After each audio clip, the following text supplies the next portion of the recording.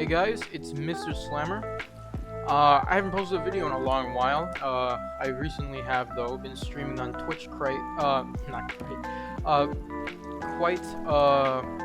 like on a schedule basically. I've been streaming basically every night. Unless if I've been sick or if it was just a busy day. But basically this video is going to be like 10 tricks and tips for new people who come to Sea of Thieves. Or maybe not even new people, maybe some people just don't know this stuff. I'm hoping most of you do though, but anyway, let's just get right into them. Basically, my first tip is for most new people, a lot of older people know this already. Don't keep kegs in your crow's nest. Like, don't keep them in your crow's nest. It's actually a terrible idea. It can cause major damage on your ship, especially if you're on a sloop. But basically, you know, what a lot of new people will do, and a lot of older people actually do this too, like not super older people, like intermediate I'd call them. Basically they just come put the kegs up here because they think, oh, it's gonna be safe, you know, because the keg's not by me, it's not by the ship, it's not gonna do a whole lot of damage. Which it's kind of true. If for some reason at all you have a quest or something where you need to have a keg on your ship, I'd keep it in the crow's nest. It's kind of stereotypical that people keep it there, so people are gonna kind of guess that if you have kegs on your ship, they're gonna be there.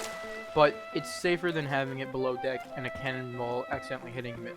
But the reason why having a kegs in your crow's nest is so dangerous: someone that's by your ship can just, you know, shoot at the keg and it'll explode. But I actually want to show a different thing, and I actually pulled this off last night. So I don't know, maybe I'll go grab a VOD if I have it. I did this on stream, I believe.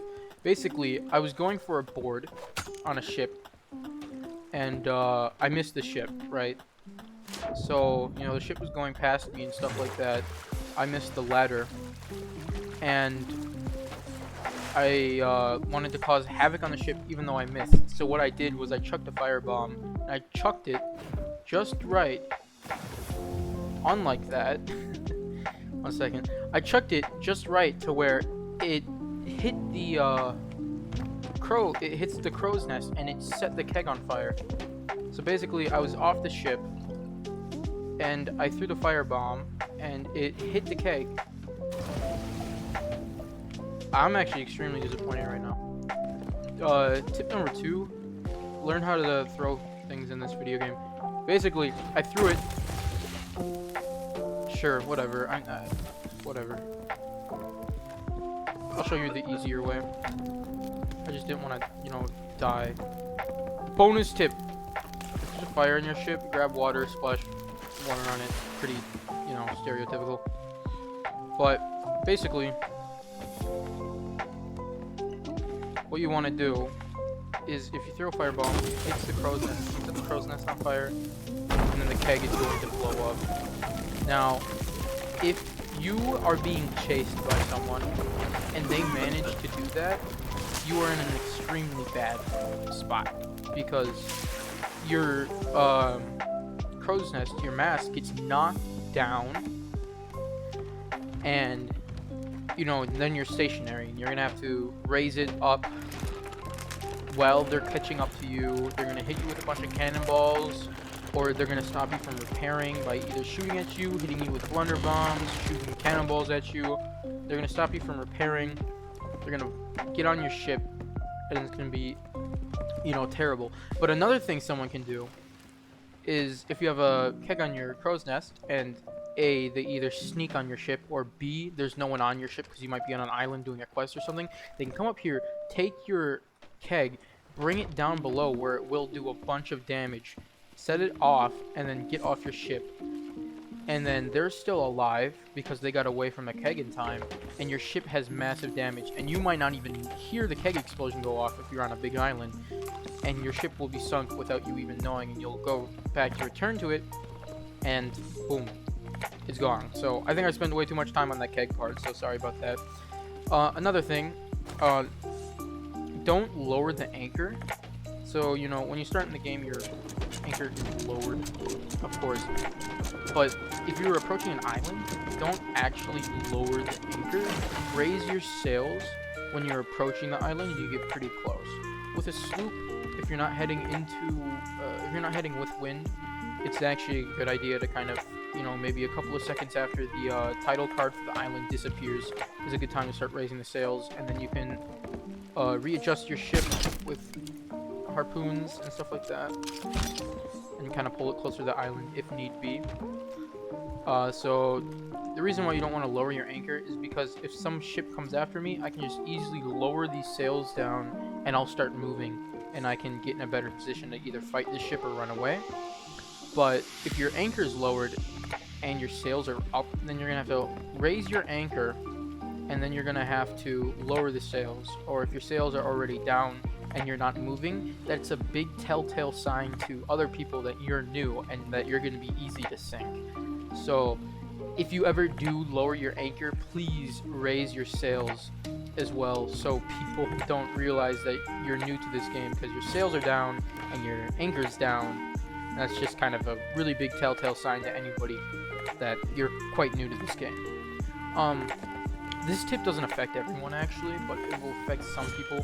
Basically, don't double gun right away. Some people will get the game after watching their favorite streamers, and their favorite streamers probably uses a blunderbuss and a sniper combo. And that's good. It's good and all, but also it's quite difficult to master right away. Double gunning, it's actually quite difficult with because Sea of Thieves servers aren't known to be the best. They have hit registration issues, so learning to play around that or learning to play with it is a big part of using guns in this game. So if you're starting off while double gunning, if somebody has a sword, they're going to be pretty good against you if you don't know how to hit your shots, because you shoot both of those guns and you have to reload both of them, and this guy comes charging at you with a sword and he kills you. So try not to double gun right away. Try and use a sword, and a lot of double gun sets use sniper and another weapon, either sniper and flintlock if you want to show off, or sniper and blunderbuss, which is just the best, because you hit them with a sniper and you only need to hit 3 pellets of a 10 pellet shot to kill them. So that's basically what a lot of really good people use in this game, but I would recommend starting out with a sword sniper combo so you can get used to using the sniper at close range, and then when you get pretty confident with the sniper, you can then switch to a double gun. You can swap your sword out for a blunderbuss. Don't be afraid of PvP, and don't be afraid of losing PvP. I know I'm not telling you new people to go out and just go fight people. Like, I'm not telling new people to go fight that galleon over there or something immediately when they spawn in. What I'm telling them to do is, if you come back from your voyage, you just sold all of your loot to the Gold Hoarder, to the the Order of the Souls or the Merchant Alliance. You sold all your loot, and you're about to log off for the day, and you see a ship off in the distance. There's really no harm in going out and actually trying to fight that ship. You won't lose any loot, and the only thing you'll be gaining is experience. So, and why I tell you to do it after selling all of your loot is because then there's no risk, right? There's only the reward of gaining PvP experience, and trust me, you're not going to win you're not going to win your first couple of battles, unless if you got someone good on your team. You're probably going to lose them, and it's probably going to hurt a little bit, but, the more and more you lose, the more and more you learn what works and what doesn't work, and the more you know to do the stuff that works and, to not do the stuff that doesn't work. Don't put the PvP flag up right away. Here, I'll show you what it is. Basically, a lot of new people do this, and, it's a cool looking flag, right? So basically, if you go up in the crow's nest where I was talking about not putting your kegs beforehand, if you come up here, there's a bell, and it's actually a good spot to take your spyglass out and look for other ships. As you can see, that galleon I've been pointing out for quite a bit. You can open this box, and you can put different flags up. As a starter, you actually start with a couple of flags. You start with these different color ones, I believe. Start with the black, the checkered, the white flag, the Jolly Roger flag, the rainbow flag. I believe that's all the ones you start off with for free, unless if you're joining during like some sort of like promotional event, like the Borderlands thing or something like that. But this is another flag you get for free. It's Flag of the Reaper's Mark. As you can see in the description, it says, "Beware," in all caps. The Reaper's Mark whispers across the waves and glows with a cursed light. The locates it basically is just saying that if you put this flag up, which I will put the flag up right now. If I come here, you will see that it marks my ship out on the map for everyone else to see. So if anybody looks on their map and they go to where you are in the map, they will be able to see your ship there and see that you have the PvP flag up. And if somebody wants to fight, which most of the time more experienced people will want to fight, they'll come after you if you have that flag up. So, fair warning, the flag, it looks cool. Actually, I'll equip it one more time and just show you. The flag, it looks cool. It glows, it's red, it's a skull, it's the logo of Sea of Thieves. But it is definitely not safe, especially for a new person to have that flying up, because you're definitely going to have some experienced people coming after you. So if you have that flag up and you're wondering why you get attacked all the time, that's why. Loot Spawn Island. You know, this is pretty generic, but like there's a lot of good loot in these barrels. So what you can do is take loot from the barrels and bring them to your ship. Right, and you fill up your ship supplies for free, like no cost at all. There's also another way I would count this as, you know, looting the home island. After you get a little bit better at the game and you start consistently getting decent amount of money in, what you can do is, I'm going to turn my ship around so it's actually easier to get to and from the dock. But what you can do is, right there, the Merchants Alliance, I will show you, you can buy boxes of loot. Now, you've been able to do this for a while. You can buy boxes of loot, and it's a risk. It's technically a risk, but at the same time, it's not really a risk. Basically, you buy these boxes of loot, and you know, you get like 50 wood, 50 cannonballs, 50 bananas, basically, depending on what you buy. And you know, you can either put them in your barrels, which they will be lost when your ship sinks then, or you can put them, you can just leave them on your boat, and the supplies will actually stay in the boxes, and when your ship sinks, if it does, this, it won't let me grab the loot. Okay. Okay, there we go. What? Okay. If your ship sinks, these will float up above where your ship last sank, and you can just come pick them up. So this is another way. As you can saw, they're decently expensive for a new player. You know, like 5,000 for the cannonballs and like 3,500 for the wood. So that's why I recommend going through the barrels and just taking the stuff out of the barrels, because it's free. There's also another option for looting all of the barrels if you want to do this. I don't recommend this to new people. There's an option here for 17,000 gold. Basically, it gives you an empty storage crate, and you can just bring it, you hold it in your hands, and you bring it to the barrels, and you can take everything out of the barrels, and that thing has a huge storage. But, you know, it's quite expensive, and, you know, your spawn island might not have a bunch of loot, and it's just kind of a waste at that point. That's why I recommend just buying the boxes straight out. It's just kind of the smarter option. Okay, there we go. Okay. World events. So basically there are these things called world events in Sea of Thieves, and you know, you can actually see one off in the distance right over here. There is a red tornado. That world event is called the Ashen Winds. Basically, there's a big bad skeleton boss you have to fight there who has all these cool moves. It's a very fun fight, especially the first couple of times you do it, and after you kill him, you feel really happy about it. I actually recommend that one to new players, there's not a whole lot of competition around it, so most of the time you won't have to fight other players, but sometimes you will. So basically, world events are, you know, it's in the name, they're events that happen in the world that every player can see that are marked by different telltale signs. So like I said, the Ashen Winds is a red tornado. There's a different one where you have to fight an army of skeleton ships that is designated by a cloud in the sky shaped as a ship. And there's a few other cloud ones actually. There is a fort. There's a skeleton fort. Then there's the Fort of Fortune, and there's also the Fort of the Damned. Basically, the Fort of the Damned is the only world event that is spawned by a player, and it always happens. God, where is it? It always happens right here at this fort. Of course, the Fort of the Damned.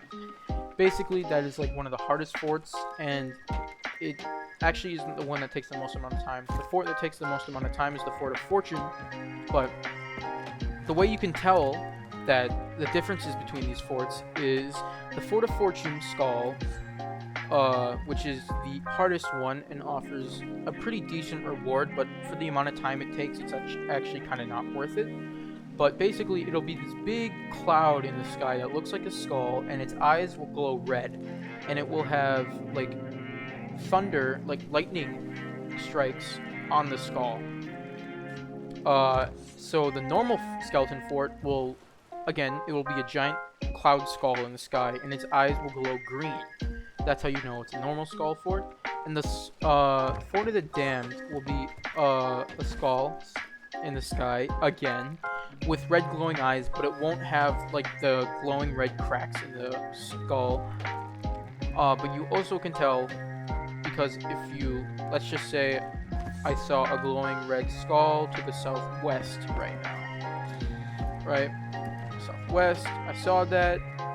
If you go on your map and you check which direction the skull is in, you could see that, oh, that's at the Fort of the Damned, so it's probably Fort of the Damned. But it's also easier just to tell, if it only has red glowing eyes and no cracks in the skull, then it's the Fort of the Damned.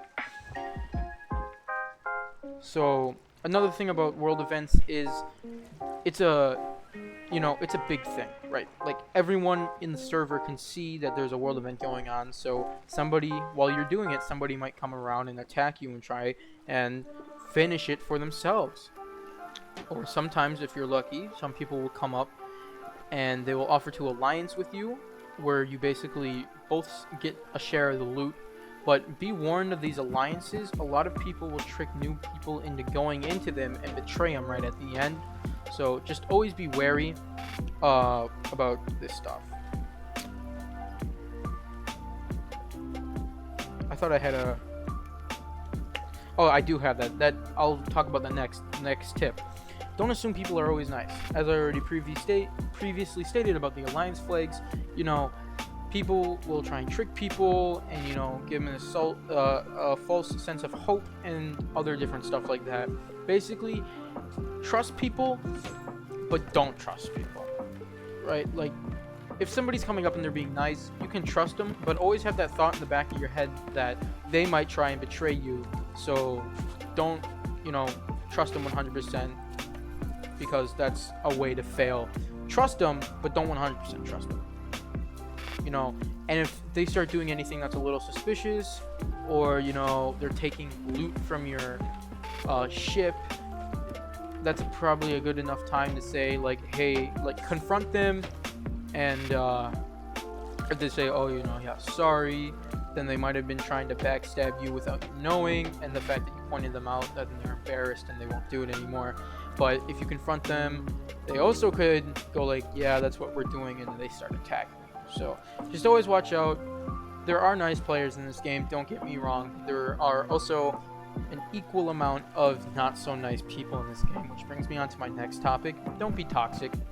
While in PvP, it might be tempting to trash talk someone, and, you know, if it's lighthearted and, you know, not like mean or belittling of people, or, you know, using slurs of any kind, don't do that. That's just toxic. We don't want that in Sea of Thieves. But, you know, if it's playful to a certain degree, you know, I understand that. I am okay with that.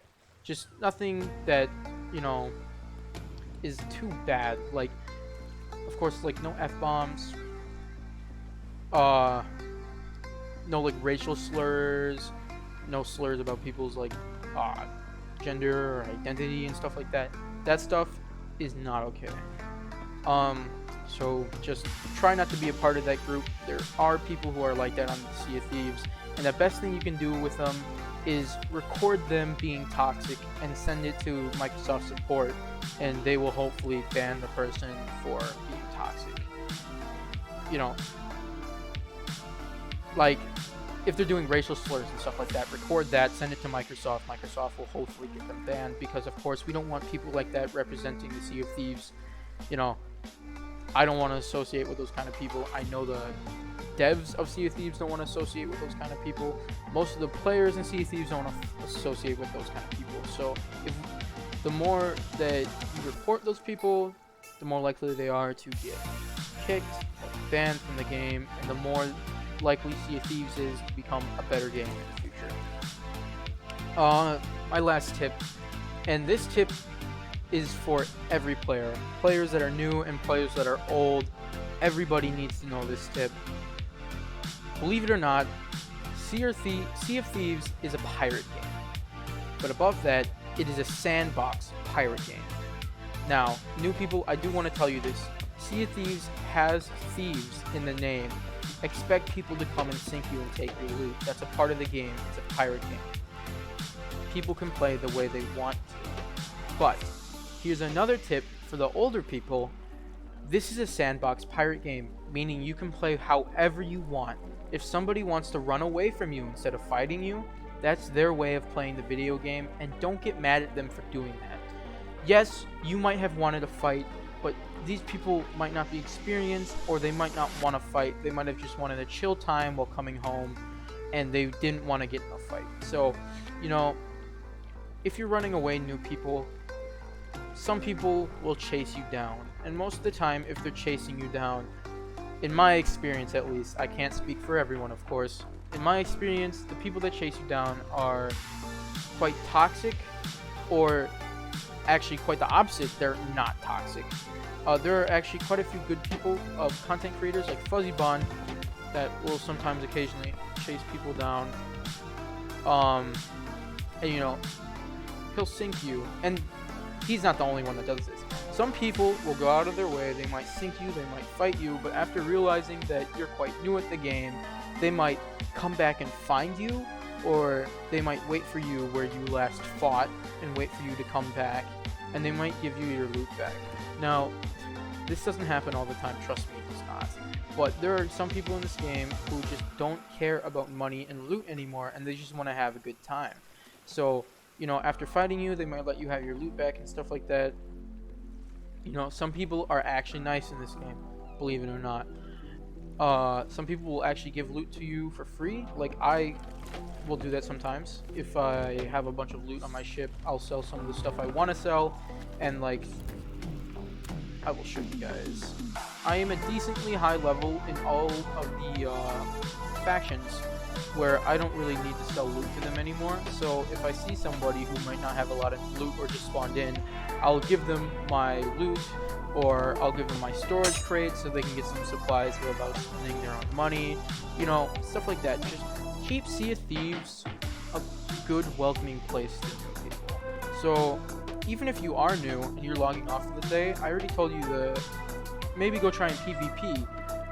But also, you know, maybe you need to get off like right away, and you see a ship in the distance and you sold your loot. Maybe instead of go fighting them for like 20 minutes or something like that, maybe go offer your loot to them. And you know, sometimes pirates will be skeptical of that. Obviously it's a pirate game, you're not really supposed to trust everyone right away, so if you try giving your loot to someone, they will be a little bit sketchy right away, but you know, it's all part of the game. Hopefully they don't kill you though, and if they do and they don't let you back on their ship, obviously you can't really give them their loot, so at that point you might just want to leave the game and leave the loot in the water by the ship or something. But that's basically all the tips I have right now. I will also give you one extra tip, because I was doing it all throughout the video. Sword lunging and dashing. So basically, you have this ability with the sword where if you hold the attack button, you'll do a sword dash, right? And you saw that was decently short, but you saw me doing that, you know, to my ship when it was all the way over there. Basically, what you want to do this is hold the block button, so the sword should look like this, and while you're blocking, you know, you move slower, but you can like dodge and stuff like that. But what you're going to want to do is block, then while still holding the block button, you're going to want to hold down the attack button to initiate the lunge. Then right when you hear the sword go like fing, or you know, stereotypical sword sound like shing shing shing, right when you hear that, you're gonna want to press the jump button and it will send you a considerable distance. Now I'll show you this.